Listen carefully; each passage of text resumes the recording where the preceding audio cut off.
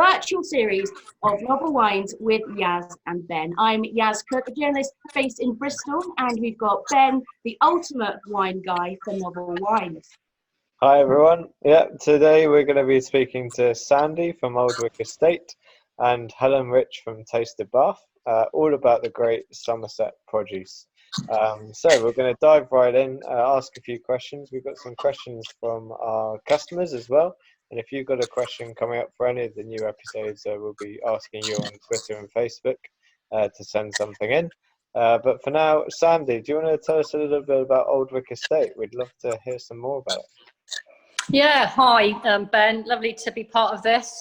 We're a vineyard based in the heart of North Somerset in the Yeo Valley with 12 acres of vines and set in about 300 acres of farmland. So we've been around for a long time. I'm sort of fourth generation at the farm, and we diversified into creating a lovely venue and vineyard alongside it back in 2008.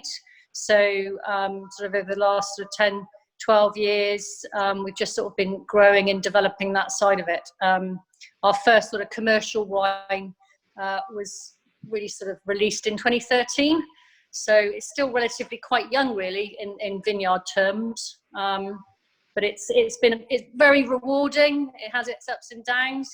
But I think over the last couple of years especially, we've really seen a massive growth in the interest in English wine and the quality of it as well. So that's something we aim for all the time, is just producing the best wine we possibly can for our customers and clients. Fantastic. And Aldwick is one of our customers' favourite wineries, so we're very excited to have you on board. And Helen, you stock some of English Wine's Raxall estates, I believe, in your Tasted Bath parcels. Do you want to tell us a little bit about Tasted Bath?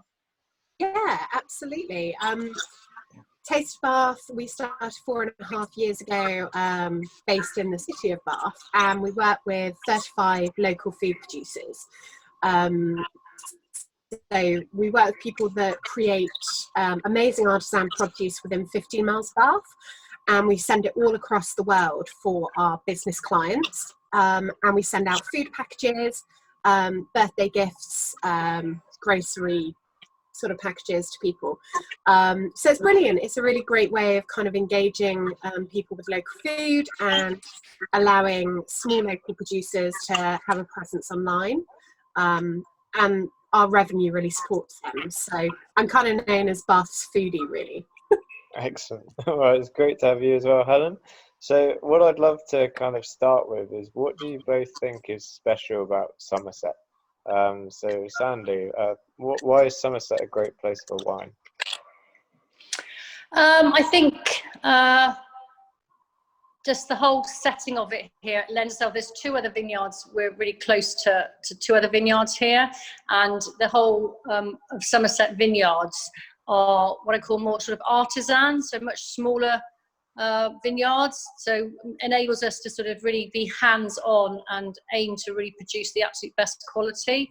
Very individual types of wines. I think each vineyard you'd go to has something different to offer, with a really good spread of different grape varieties and how they're blended and made, which I think just makes us a little bit niche and a bit different to sort of perhaps the bigger wineries in the southeast that are producing more sparkling wines. I think we concentrate a little bit more on the still wines here in Somerset, which, you know, sets us apart a little bit from that point of view.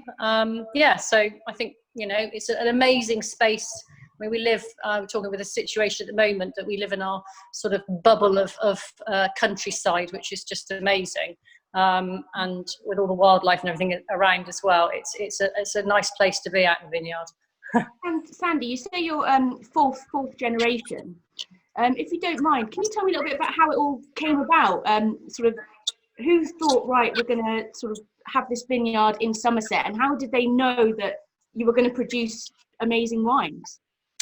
Well, I think in the beginning, so it was my brother Chris, who was the farmer here at the time, and he spent quite a lot of time in South Africa. He used to like holidaying in South Africa through the winter because he was farming in the summer here, and he wanted to seek a bit of sunshine through the winter. So, and also no no jet lag. He liked flying there because he didn't come back with any jet lag. So he made some good friends out there, which were attached to wineries, etc. And he just sort of really got his passion for it. And I think the wines in South Africa are just amazing. So he got a real passion for it, looked into it a little bit more here, and decided that he was just going to plant 2 acres of vines, just as a bit of a hobby, really, alongside the farm. But somebody came along and decided that the site adjacent to us across the road was a much better site, and he really then felt, having looked a bit more into it and got a bit more advice on English vineyards, etc., that it was the way to go, and planted another 9,000 vines in 2010. So from just being a hobby, it then became a seriously sort of more commercial interest. Sadly, unfortunately, he was killed in an accident in 2011, and that's how I ended up taking over the reins. I didn't really know I didn't know anything about vineyards at the time, not really, apart from wine, and I like drinking wine. So it's been a really steep learning curve. Yeah. But the great thing about the Southwest, and we have the Wine GB sort of overall body, which sort of overlooks the whole country. We have a committee in the Southwest called Wine GB West, and all the producers from the Southwest all get together a couple of times a year at annual general meetings, and we're all good friends, and we pass each other sort of information backwards and forwards and discuss things about the vineyards and what's going on in them, really. Oh, amazing. Yeah, the Southwest really is a hub of foodies, creatives, amazing produce. And I know you found that, haven't you, Helen? Oh, I mean, it's amazing what people have started doing. Like, I'm just trying to think, we've just recently had some amazing guys launch their own pasta in Bath. 2 Italians, they're fabulous. They make the most amazing crab tortellini, absolutely delicious. And I made their day last year when I introduced them to Angela Hartnett, because obviously she's like the pasta aficionado, so they were really excited about that. Yeah, there's amazing produce in Bath. We've got cheese, Bath soft cheese, and they've been running for over 120 years. It's just incredible what people make. There's a fantastic patisserie guy who started making like choux buns and macarons. We're so lucky, and obviously we've got things like Bath gin, fantastic like nut butters, all made within 15 miles of Bath. It's amazing when you start actually looking for them, what you find. I think people are really shocked because most people are like, oh, I love going to the farmers market, but there's so much more out there that people have no idea about. Yeah, no, definitely. And we've had a question actually sent in to us by Richard, and I think people are somewhat perhaps getting a little bit jealous of this creative foodie scene that Bristol, Bath, Somerset has sort of become home to. And Richard said, hi Sandy, it's Richard. I'm just curious to know, what's so special about growing grapes in Somerset as opposed to Kent or Sussex? Thanks. I don't know if we've got a bit of competition coming up now. I'm not sure. I don't think it's really about this. Not the competition. I was saying to Ben on the previous question about why Somerset's different. And I think it is all about the sort of smaller artisan type of vineyards, and we are really hands-on, and it's sort of crafting, the different wines to get the best out of the fruit. And like I say, in the southeast, etc., they are producing a lot more sparkling. They're sort of really known for amazing sparkling wines over there, not so much on the still wine front. And we're concentrating a little bit more here on our red wines. England isn't known for producing amazing red wines, but we've had some real success in the last few years. I mean, we only make red in the years that are really, when the sugar levels are up enough on the grapes, etc., and we get enough late sunshine to produce, a great red. And they're different. They're very light in alcohol, so they're sort of 11-12% maximum. which just makes it a very lighter wine, easy drinking. But you know, the ones we've produced have just been so popular, and I think Ben can vouch for that as well. He sells quite a lot through novel wines. So yeah, so I think that's what makes us a little bit different. Yeah. And you call your red Flying Pig, is that right? I love that name. When people ask for an English red, I say, "Oh, from Aldwick we have Flying Pig because English red wine, pigs might fly." And people love that, and they're always really impressed. Can you tell us a little bit about the Regent in particular? Because I think that's brilliant. You know, it's coming from a very small parcel. Yeah, it is. Yeah, we don't have a huge amount of Regent vines rather. So what we produce, it's a really lovely variety. So Regent's 100% Regent grape. That's the name of the variety. It's a wonderful grape to manage and harvest. It's the loose bunches. It's you know, very disease resistant, etc. And it ripens really evenly and really well.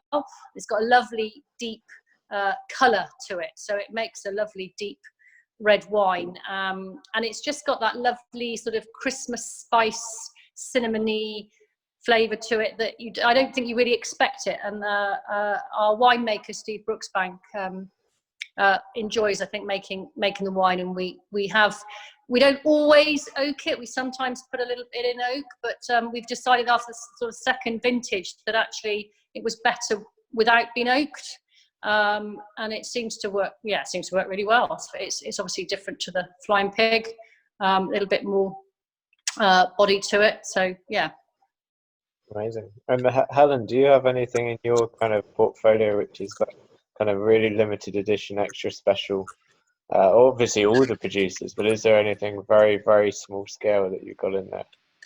Yeah, I'm just going back to that Flying Pig. I've got an order coming then. So if you can pop one of those in there, that sounds yeah, for sure. Yeah. So yeah, limited edition stuff. We some of our producers, if a client asks us, you know, can you create something? We've actually created bespoke stuff for our clients, which is really cool. We've got a really cool. I'm just going to reach up because I'm right next to it. Limited edition Bath coffee, which is stunning. So that's made by Round Hill Roastery. It's roasted by them, and it's only sold in Bath, and obviously Taste of Bath and their website. That's gorgeous. And then I've got about 20 bottles left of Forage Slow Gin. And that is handpicked in Keynsham, and she can never make more than 100 bottles, which I always get all of them. I've only got 20 bottles left. So yeah, it's quite fun because the producers are like, oh no, what are you going to ask me for now? So the honeycomb's been really popular. That's made for us. So yeah, it's quite fun becoming inventive. But sadly, sometimes with food producers, you know, people start out, they don't get the traction, or they lose interest because it's very hard being consistently a food producer. So one of our businesses have closed recently, and I've only got about 25 bottles of their hot sauce left, which is a real shame because it's my favourite child. So I may have to keep at least 5 bottles aside for me. I would definitely. So we've got another question. This is coming from Charlotte. Hi, Yaz and Ben. I was just wondering if the grapes that they use to make English wine are the same as they would use in France or Spain, or are they different? Well, this is probably one for you to answer, Sandy. What kind of grapes do you have at Aldwick, apart from Regent, because we've spoken a bit about Regent? So we've got 5 extra different varieties. Well, we've got 6 in total, so it's Regent. So we've got Pinot Noir, so that's obviously something that they grow in France. We have Solaris, Bacchus, which is very much sort of becoming the English varietal wine, Saval Blanc, and Madeleine Angevine. So that's a variety. So most people won't have heard of those at all. They're sort of mostly, well, the German hybrid, bred for cool climate, you know, they're cool climate varieties.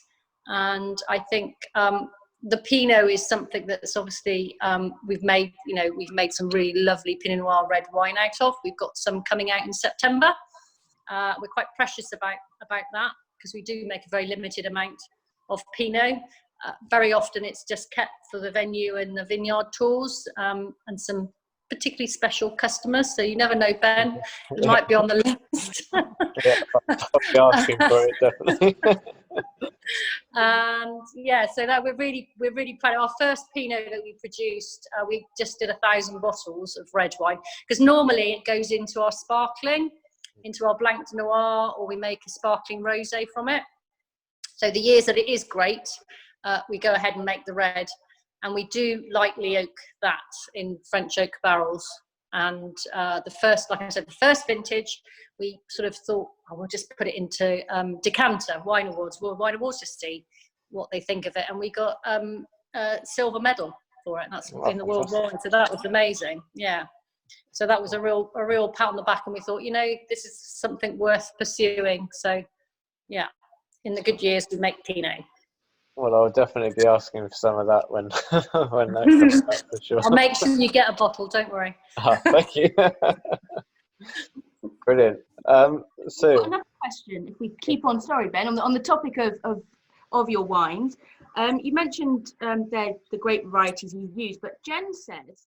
Hi Sandy, this is Jen. I wanted to ask you if you had any plan to plant new grapes or experiment with new vines. Thanks. Not at the moment. I mean, never say never.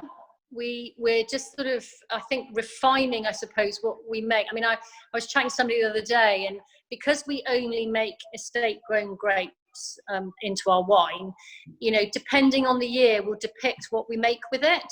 So we kind of have our range. We make a couple of sparklings, we make a couple of red wines, we do our rosé every year, and we do a couple of whites, different whites, a blended white and 100% Bacchus white. But that doesn't mean to say that we can make those every year, depending on what's happened with the different varieties. And like I said, I was talking about, the red wines, we only do it when the sugar levels are right. So there may be some years that we make a bit more sparkling, because the acid levels and things like that are different, the sugar levels different when you're making sparkling. And but this year all being well, we're concentrating a little bit, making perhaps more still wine. And with regards to planting more, as I said, not at the moment, but maybe a couple of years down the road we might consider doing another small plot. It might be the Pinot, for example, that if that goes really well, there is another perfect little site here. And we maybe just do a little block of Pinot to really, it's just see how it goes. Okay, yeah. So watch this space. Yeah, absolutely.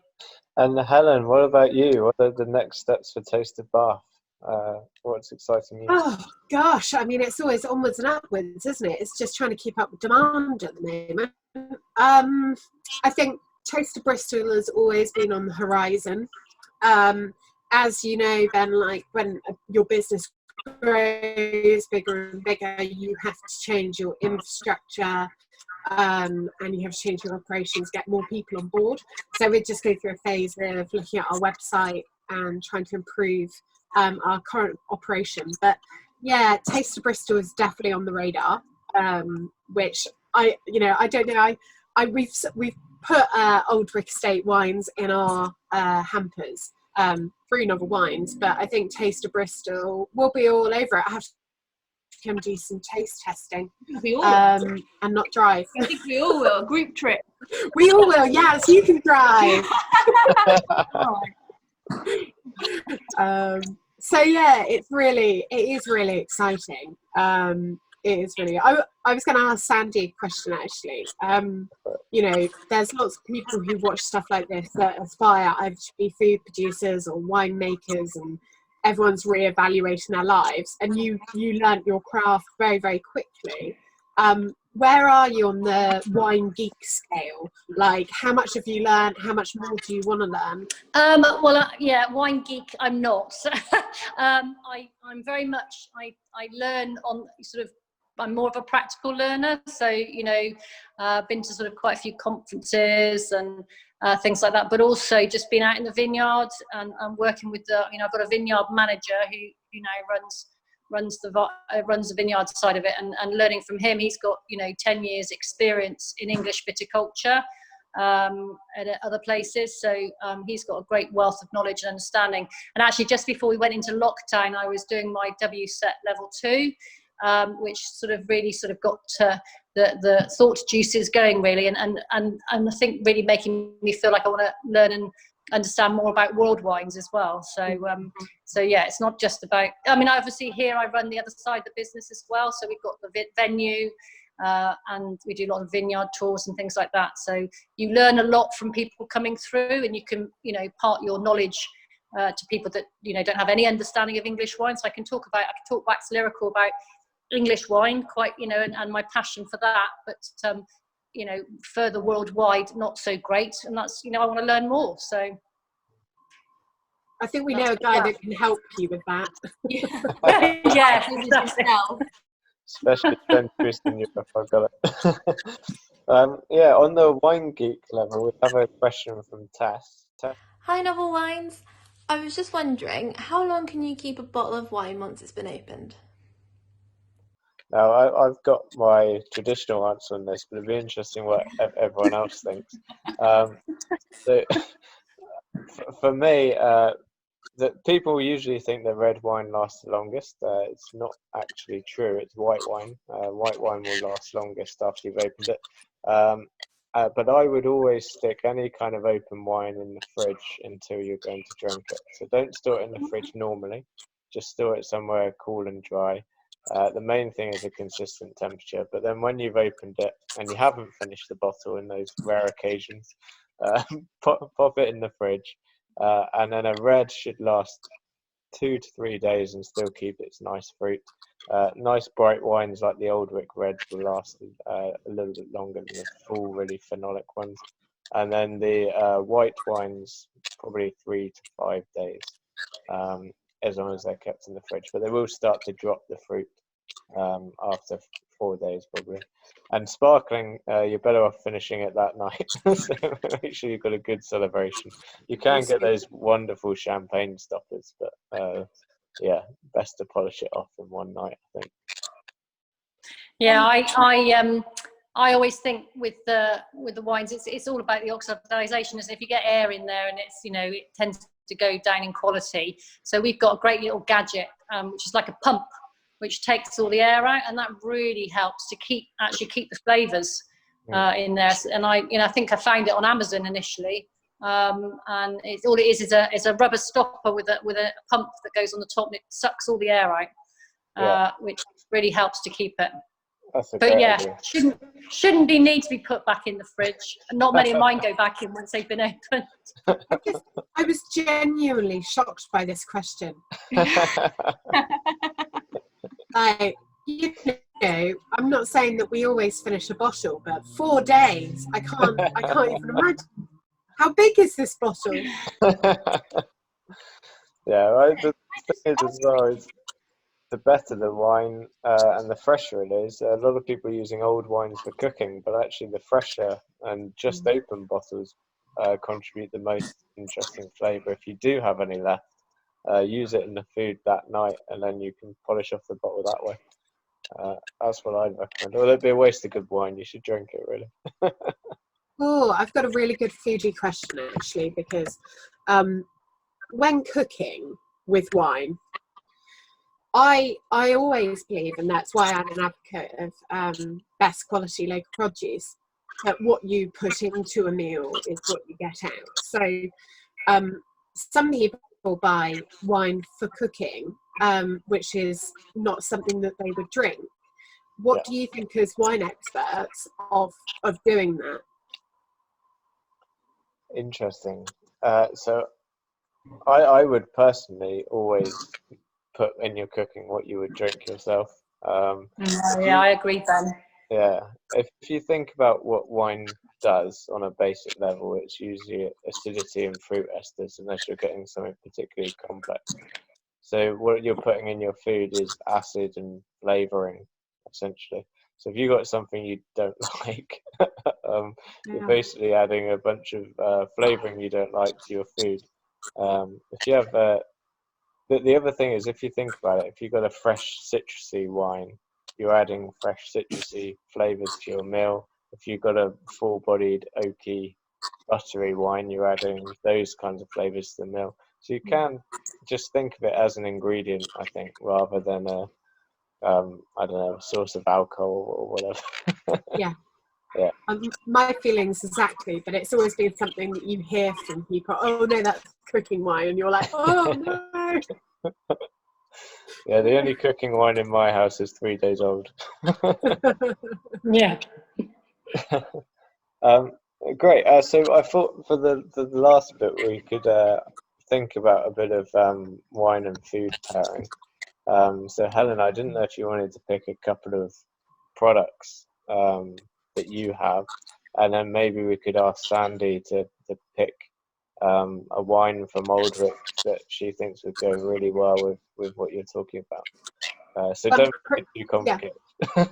Yeah. One Christmas, I gave my niece a little shopping basket and said, "Go up to Aunt Helen's shop and pick out some things for Mummy and Daddy." And she came up and she's like, "You've got a shop up here." So cute. I'll be back. No, this is literally perfect.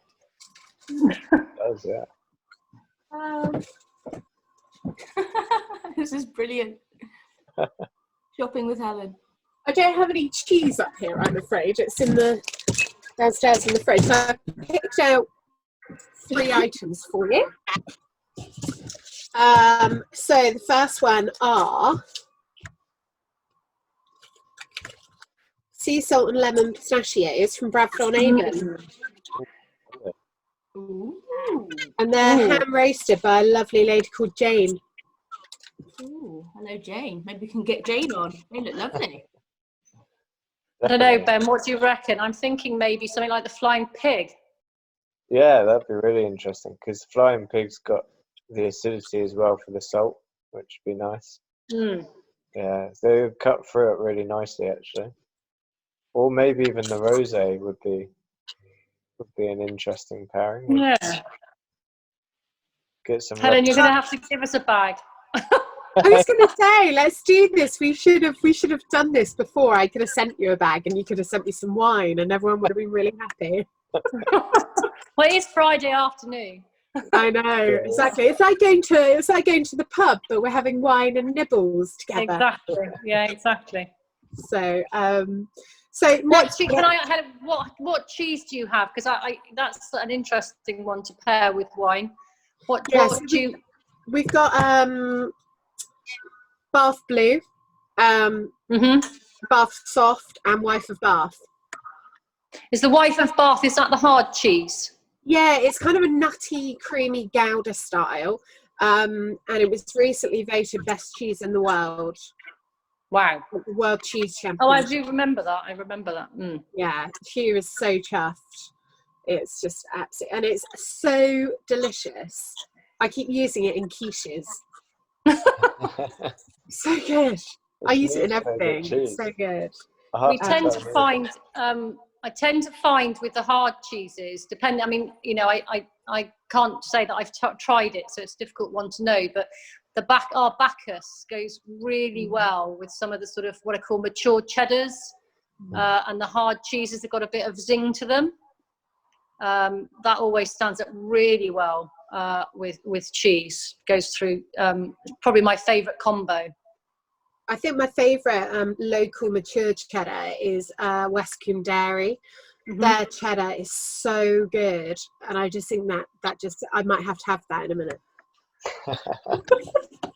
I think white wine and cheese is really exciting. It's perfect.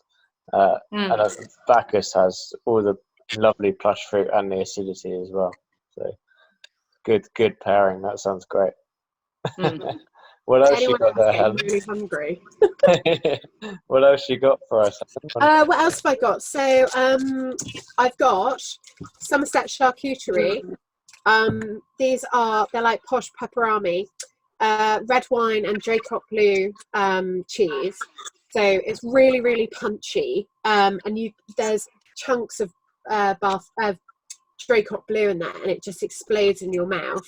It's very savoury, slightly peppery. Well, I can vouch for this because I've tried.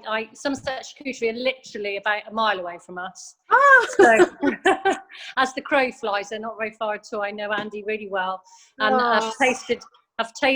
My kids love that pepperami. They love that, to have that in the fridge, and I think actually the Mary's Rose stands up really well because it cuts through. You can still taste the wine over the spiciness. So Mary's Rose does sort of cut its own on spicy food, and you still get the flavours coming through, which is great. And it doesn't kill the flavour. You don't get, the wine isn't killed by the spiciness.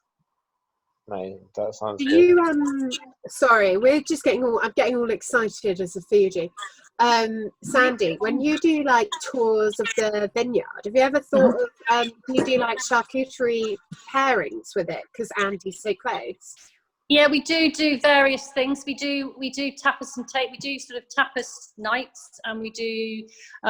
You can, if you come on a vineyard on a private group or whatever, you can choose to have tapas or canapes or little tasters with the wines. So we do very often pair those up. So yeah, we did actually just literally our last event before the lockdown. We did a tapas and tasting evening. So it was all our red wines. So everybody got to try the reds, and we did tapas alongside it. So that was really great.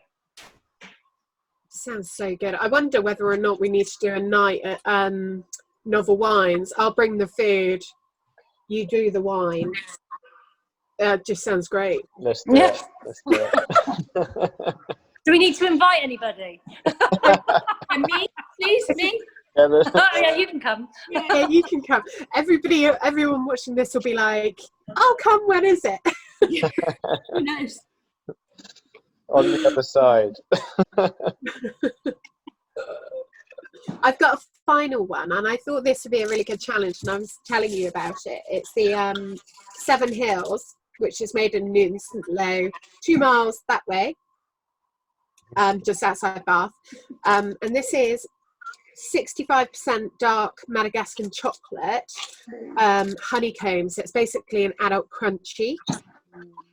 So what sort of thing would you pair with that? I know that's a challenge, I'm sorry. That is quite a challenge. I don't know, maybe the Regent, Ben. What do you think? Or do you think it'd be too sweet? So this is really interesting because I've done a few things with Tracy at Chocolate Voyage with pairing Yes. high cacao chocolates with wine. I think the Regent would be lovely for the complementing side, like the kind of plush berries and the slight smokiness the Regent has would be really nice with chocolate. But quite a fun thing I've been playing with is kind of acidity and bitterness and the contrast of it. So we did a whole string of dry Riesling and high cacao chocolates, and it went really, really well. So we didn't go for the sugar, we went for the kind of fruit acid pairing. So you could even play with maybe the Buteo that's a little bit Yeah, I less. was just going to say that. Yeah, maybe that would be. Yeah. That could be really interesting. The Buteo is a white wine blend. But what was in the blend, Sandy? So Buteo has Madeleine Angevine, Save Out and Bacchus. Lovely, yeah. So that would probably work really well. And lovely, very lightly chilled white because you don't want it too cold because then it jars. But if you lightly chill it with the chocolate, that would work really well. So talking about food and wine, we have a final question, don't we, Yaz, from a customer. So the final question we have is from James. Hi, Yaz and Ben. So our local fishmonger is finally out of the COVID crisis and has gifted us with some lovely looking salmon, and we're wondering what you reckon would be best to have with it. Salmon and wine. So I know that I'd probably go with the Mary's Rose, but they've been ticking the box of almost all the pairings today. So if you're going to buy any wine after this, it should be the Aldwick Mary's Rose because it goes with all of it. But I think salmon, because it's oily and salty, it deserves something with a bit more weight. So it would pair beautifully with Bacchus or the Sable Blanc sparkling, the Jubilate, quintessentially English would be lovely. If you wanted to have a nice glass of fizz with your salmon, that would be quite a treat actually if you got gifted salmon as well. But also the Mary's Rose would work really well because you'll get the pops of the berry fruit, and there's like rhubarb note as well with the salmon, which work really well. And it's quite a fun match. I like pairing rosés with oily fish or kind of Chinese or Asian cuisine. I think it works really well. If I could just ask Sandy, what is your perfect pairing? I think I absolutely love mature cheddar. So cheddar and Bacchus, as I said before, is my all-time favourite. I'm quite happy to sit with a glass of that out with some nice cheese, bit of fruit, and yeah, I'm in heaven. Amazing. And Helen, what is your go-to, Helen? What, in terms of food and drink pairing? Perfect pairing, yeah, perfect pairing. Oh, I mean, in the summer, you cannot beat. I can't stand an awful rosé. You know, when it comes to rosé, it has to be ooh. And to be honest, I think Ben had me at salmon and rosé in the summer. I mean, and I was thinking when you were talking about that recipe, etc. Fussels, rapeseed, mayonnaise, salmon, salad, vine tomatoes, fresh rosé. Oh, we are so lucky to be in this part of the world, aren't we? I think we're all I'm getting really hungry. Yeah, me too. Lovely. Well, it must be nearly time to open a glass, surely. I think it is, yeah. So with that then, we'll let everyone go and have a glass of wine. But thank you very much, Sandy from Aldwick Estate and Helen from Taste of Bath. And thank you very much, Yaz, again for joining us. Yaz and I will see you next time, where we'll be talking cider and cheddar. So we'll have Alistair Morrell from Cider is Wine and the cheese guy. And remember, if you've got any big questions, to send them in to us on the socials, Twitter, Facebook, whatever. Send them in and we'll get your questions asked to the experts. Great stuff. Cheers, everyone. Thank you. Bye. Bye. Bye.